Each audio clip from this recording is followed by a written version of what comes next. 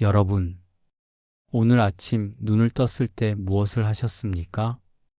대단한 일을 여쭙는 게 아닙니다. 그냥 눈을 뜨고 나서 가장 먼저 하신 것. 어떤 분은 기지개를 켜셨을 겁니다. 어떤 분은 옆에 놓인 물컵을 찾으셨을 겁니다. 별것 아닌 일입니다. 누구에게 말할 것도 없는 사소한 행동입니다. 그런데 생각해 보십시오. 그 별것 아닌 일이 수십 년째 반복되고 있습니다. 눈을 뜨고 가장 먼저 하는 행동, 밥 먹기 전에 습관처럼 하는 것, 잠들기 전 무의식적으로 하는 일, 이런 것들이 모여서 하루가 됩니다. 하루가 모여서 1년이 됩니다. 그리고 그것이 쌓여서 지금의 여러분이 되셨습니다. 우리는 흔히 인생을 바꾸려면 큰 결심이 필요하다고 생각합니다.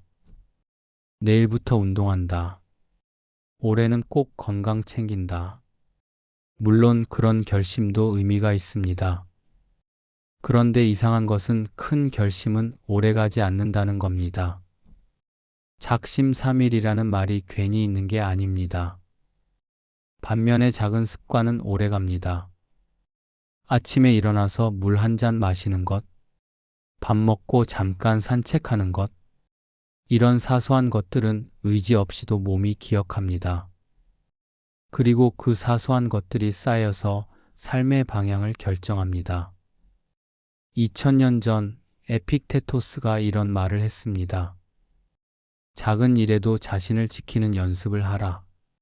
처음 들으면 고개가 갸웃해질 수 있습니다. 작은 일에 자신을 지킨다니 무슨 말이지?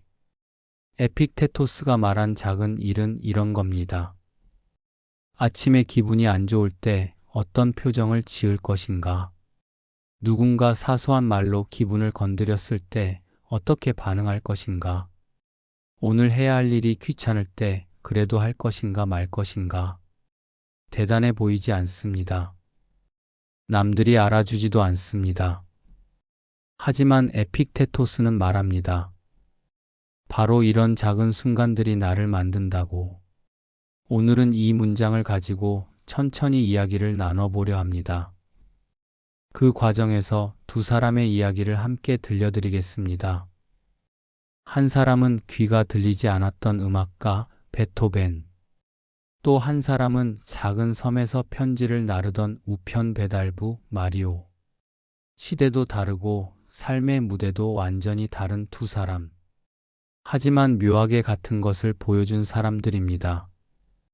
큰 성취가 아니라 작은 반복.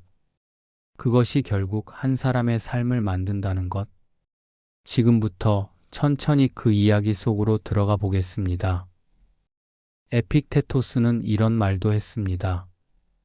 큰 시험에서 무너지는 사람은 작은 연습을 소홀히 한 사람이다. 잠시 이런 상황을 떠올려 보십시오. 몸이 갑자기 안 좋아졌습니다. 병원에 가니 의사가 말합니다.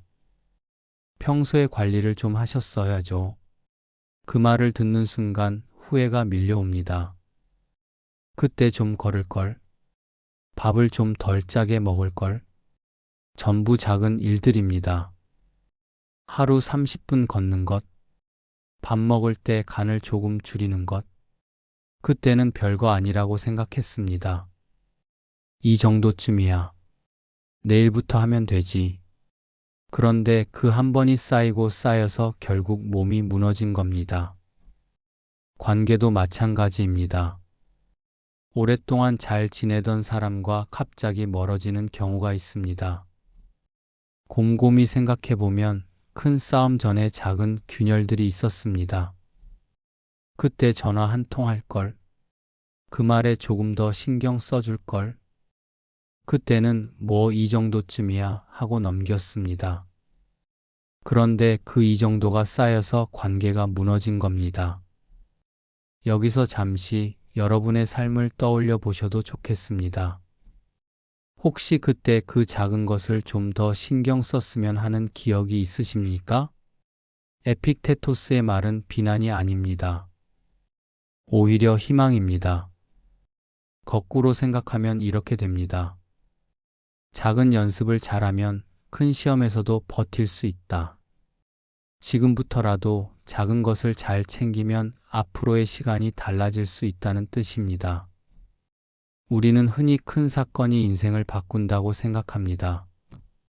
취직, 결혼, 출산, 은퇴. 이런 큰 사건들이 인생의 전환점이라고요. 물론 그런 사건들이 중요합니다. 하지만 돌아보면 진짜 인생을 만든 건 그 사이사이의 시간들입니다. 매일 아침 일어나서 출근한 것, 매일 저녁 집에 돌아와서 가족과 밥 먹은 것, 주말마다 아이들 손잡고 공원에 간 것, 이런 것들이 쌓여서 인생이 된 겁니다. 큰 사건은 몇 번 되지 않습니다. 하지만 작은 일은 매일 있습니다. 그래서 작은 일이 더 중요합니다. 이제 한 사람의 이야기를 해보겠습니다. 루트비 판 베토벤. 이름을 들으면 무엇이 떠오르십니까? 운명 교향곡. 귀가 안 들렸던 사람. 위대한 음악가. 그런데 오늘 제가 이야기하고 싶은 건 그 위대함이 아닙니다. 저는 베토벤의 의자에 대해 이야기하고 싶습니다. 베토벤은 1770년 독일에서 태어났습니다. 어릴 때부터 음악적 재능이 뛰어났습니다. 26살 무렵 이상한 증상이 나타나기 시작했습니다. 귀에서 소리가 울렸습니다. 점점 심해져서 사람들의 말소리가 잘 안 들리기 시작했습니다. 30살이 되었을 때 그는 자신이 완전히 귀머거리가 될 것이라는 걸 알았습니다. 음악가에게 청력을 잃는다는 것, 요리사가 맛을 잃는 것과 같습니다. 자신의 존재 이유가 사라지는 것입니다. 1802년 그는 유서를 썼습니다. 내가 귀머거리라는 것을 사람들이 알게 되면 나는 어떻게 되는가? 그는 죽음을 생각했습니다. 하지만 죽지 않았습니다. 오히려 결심을 굳혔습니다. 나는 운명의 목을 조르겠다. 그런데 제가 주목하고 싶은 건 그 결심 이후의 일상입니다. 베토벤이 한 것은 아주 단순한 일이었습니다. 매일 아침 같은 시간에 작업실로 갔습니다. 같은 의자에 앉았습니다. 그리고 작곡을 했습니다. 소리가 들리지 않았습니다. 하지만 그는 매일 의자에 앉았습니다. 머릿속으로 음을 상상하며 오선지에 적어 나갔습니다. 하루도 빠지지 않았습니다. 이쯤에서 여러분도 떠오르는 것이 있으실지 모르겠습니다. 여러분에게도 매일 앉는 자리가 있으셨을 겁니다. 가족을 위해, 생계를 위해 묵묵히 해오신 일들. 베토벤의 의자와 여러분의 자리가 어쩌면 크게 다르지 않을 수도 있습니다. 주변 사람들은 말했습니다. 이제 베토벤은 끝났다. 귀가 안 들리는 음악가가 무슨 음악을 한다는 거야. 하지만 그는 신경 쓰지 않았습니다. 그의 일과는 변하지 않았습니다. 아침에 일어나서 커피를 마십니다. 작업실로 갑니다.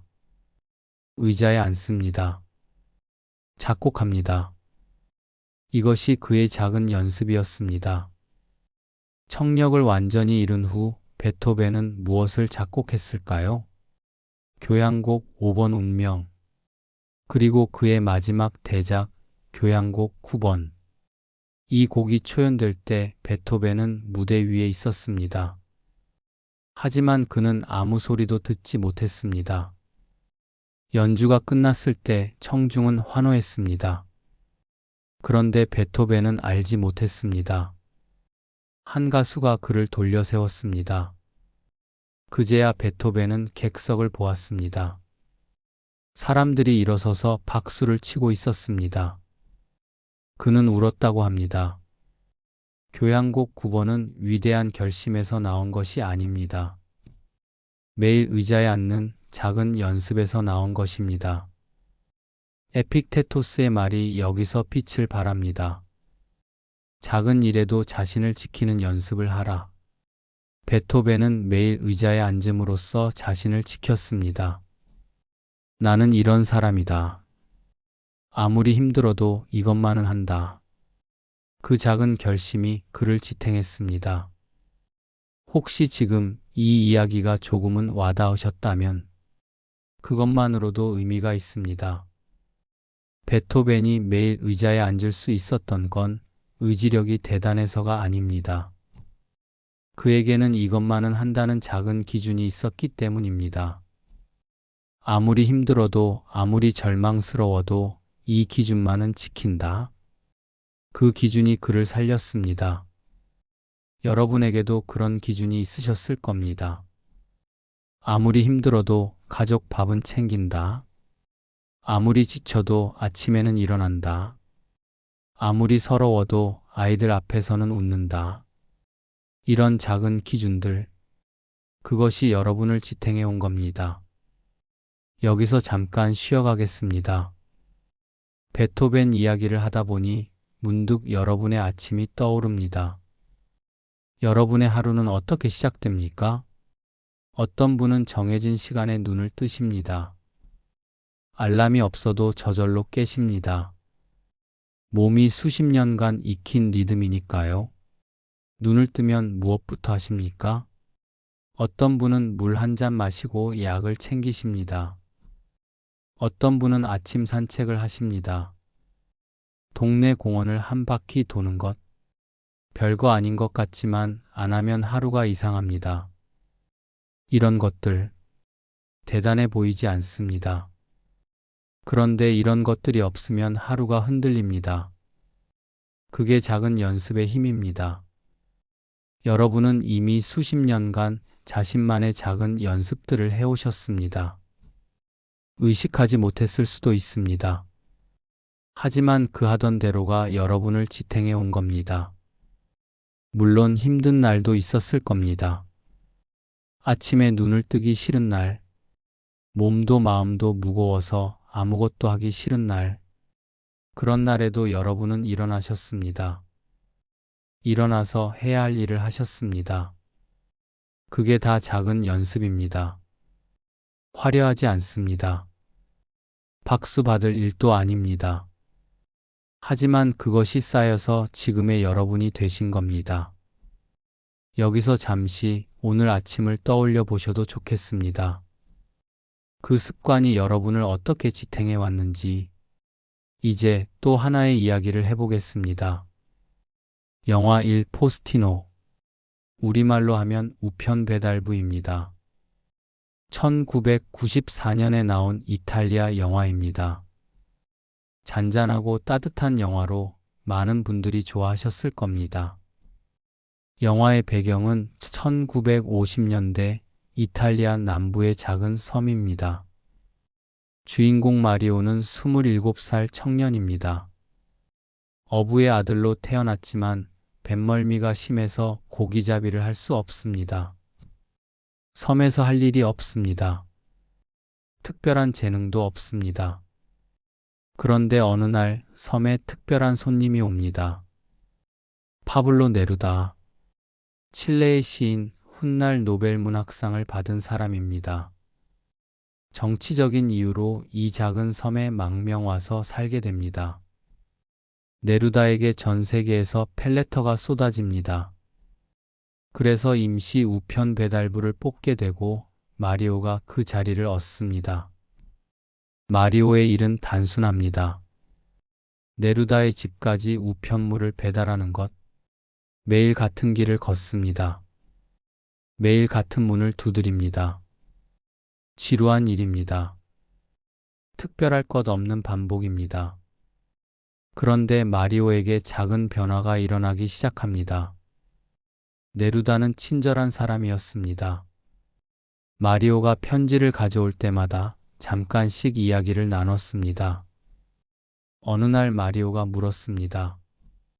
선생님은 무슨 일을 하십니까? 나는 시를 쓴다네. 시요? 시가 뭡니까?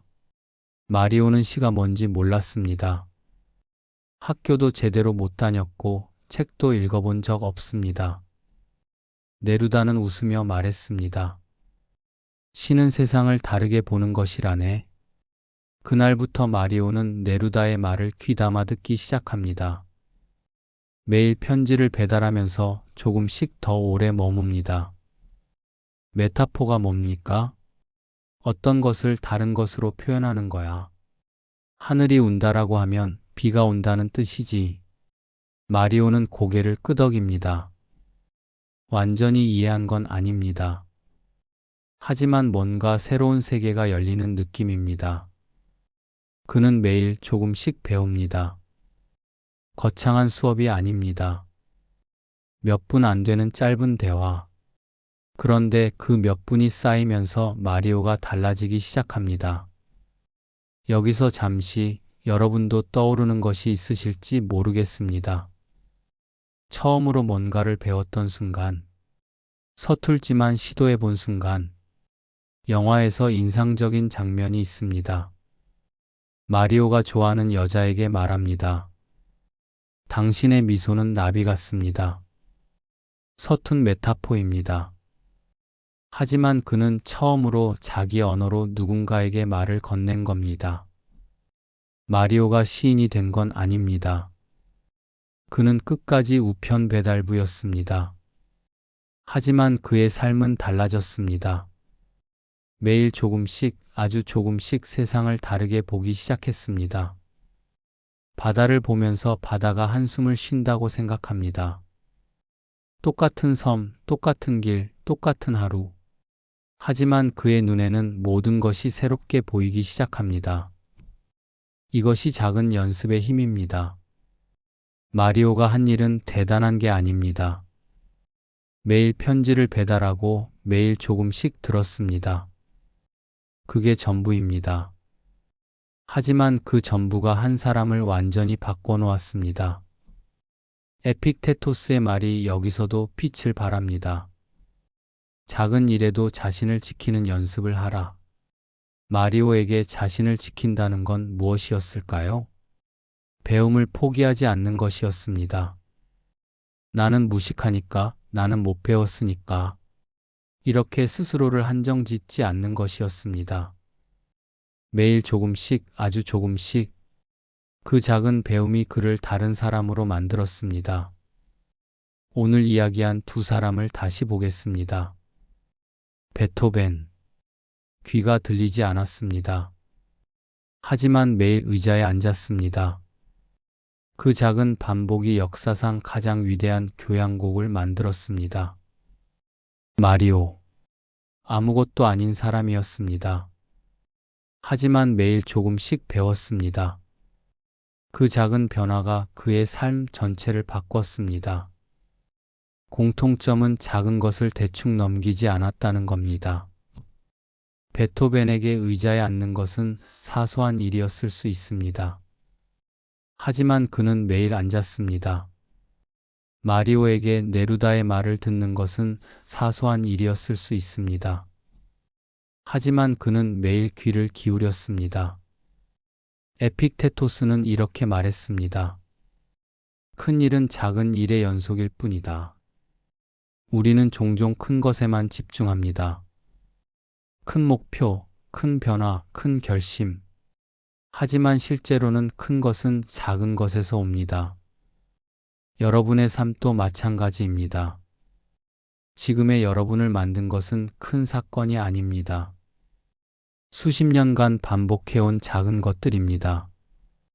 아침마다 일어나서 가족 챙긴 것, 힘들어도 직장에 나간 것, 아이들 숙제 봐주고 밥 차려주고 빨래하고 청소한 것, 그것이 쌓여서 가정이 되었고 인생이 되었습니다. 여기서 잠시 여러분이 평생 반복해온 작은 것들을 떠올려 보셔도 좋겠습니다. 그게 얼마나 대단한 일이었는지를. 에픽테토스가 말한 작은 일에는 감정도 포함됩니다. 아침에 눈을 떴을 때 기분이 안 좋을 수 있습니다. 별 이유 없이 짜증이 날 수 있습니다. 이때 우리는 어떻게 합니까? 그 기분대로 하루를 시작할 수 있습니다. 가족에게 퉁명스럽게 말할 수 있습니다. 기분이 안 좋으니까 어쩔 수 없지. 하지만 에픽테토스는 말합니다. 감정이 올라올 때 바로 반응하지 마라. 잠깐 멈추고 선택하라. 이것도 작은 연습입니다. 감정을 없애라는 게 아닙니다. 기분이 안 좋은 건 어쩔 수 없습니다.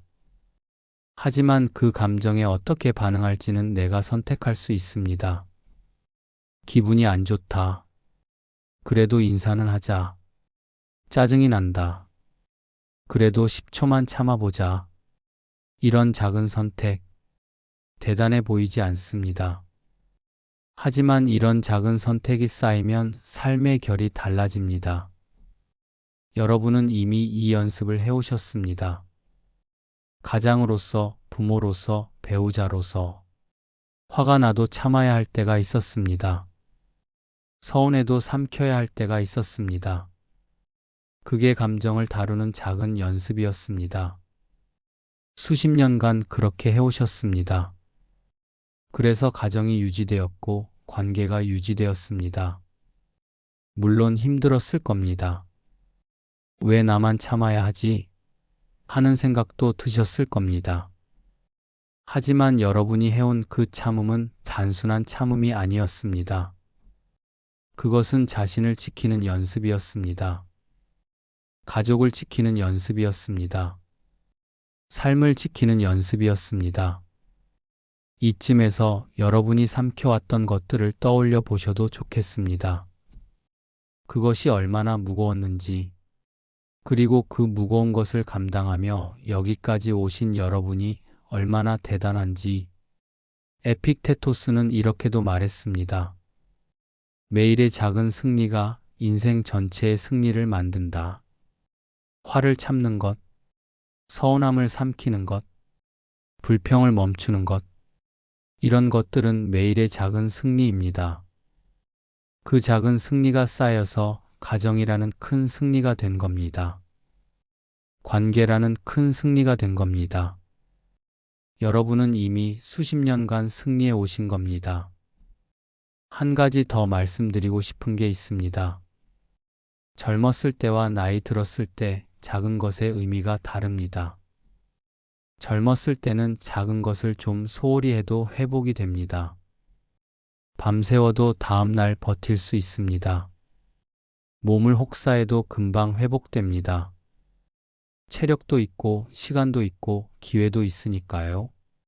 하지만 나이가 들면 작은 것이 더 중요해집니다. 하루 건강 관리를 안 하면 바로 몸에 나타납니다. 한번 관계가 틀어지면 회복하기 어렵습니다. 그래서 오히려 지금이 작은 연습이 더 필요한 시간입니다.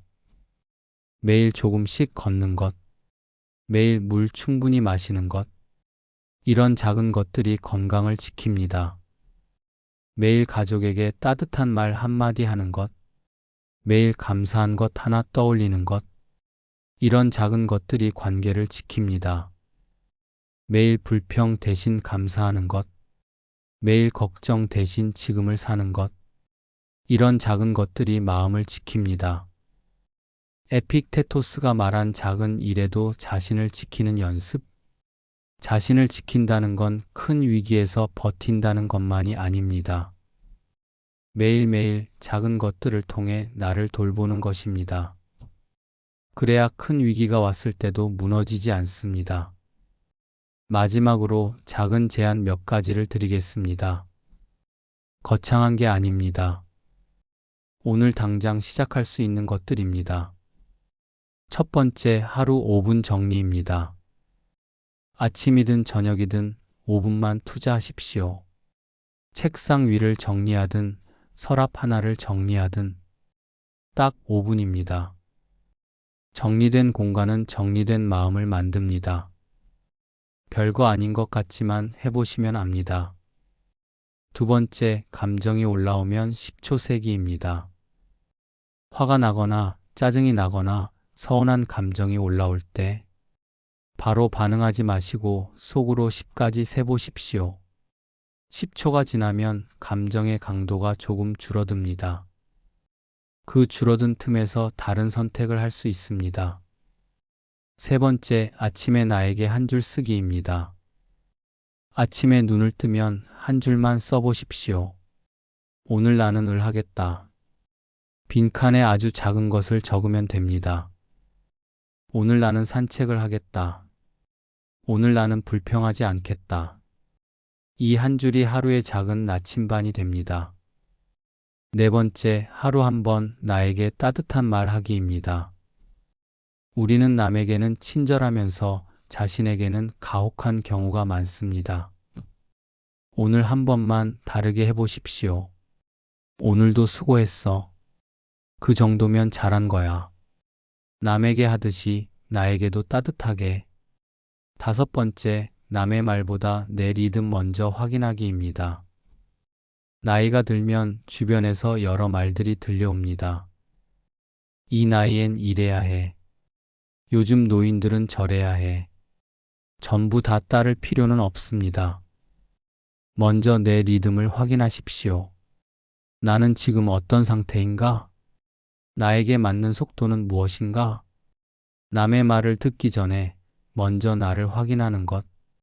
이것도 자신을 지키는 연습입니다. 다섯 가지를 말씀드렸습니다. 전부 다 하실 필요 없습니다. 한 가지만 해보십시오. 그게 시작입니다. 오늘 이야기를 마무리하겠습니다. 에픽테토스가 말했습니다.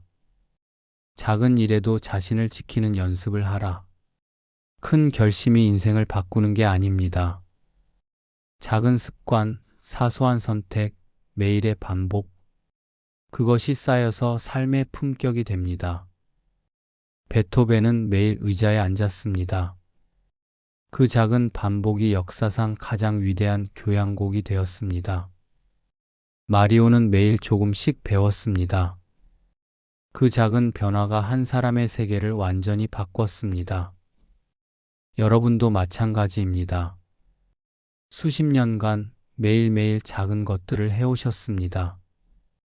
아침에 일어나서 가족 챙기고, 해야 할 일 하고, 참을 건 참고, 버틸 건 버티고, 그 하나하나가 별거 아닌 것처럼 보였을 겁니다. 하지만 그것이 쌓여서 지금의 여러분이 되셨습니다. 그게 얼마나 대단한 일인지 저는 압니다. 작은 것을 매일 챙기며 사는 것이 얼마나 힘든 일인지, 그리고 그렇게 해온 여러분이 얼마나 대단한지, 이제 앞으로의 시간이 있습니다. 그 시간도 작은 것들로 채워질 겁니다. 아침에 눈 뜨는 것, 물 한 잔 마시는 것, 산책하는 것, 가족에게 인사하는 것, 대단해 보이지 않지만 그것이 삶입니다. 그리고 그 작은 것들을 잘 챙기는 것이 자신을 지키는 것입니다. 앞으로도 그렇게 하시면 됩니다. 지금까지 해온 대로 작은 것을 소중히, 하루하루를 성실히, 그게 가장 좋은 삶입니다. 마지막으로 작은 질문 하나만 남기겠습니다. 오늘 하루 여러분이 챙긴 작은 것은 무엇입니까? 오늘 밤 잠들기 전에 한 번쯤 떠올려 보시면 됩니다. 그리고 그 작은 것을 챙긴 자신에게 오늘도 수고했어 하고 말씀해 주십시오. 평생 작은 기준을 지키며 여기까지 오신 여러분, 그 꾸준함 자체가 이미 한 사람의 품격 아닐까요? 오늘도 끝까지 들어주셔서 감사합니다. 내일 또 뵙겠습니다.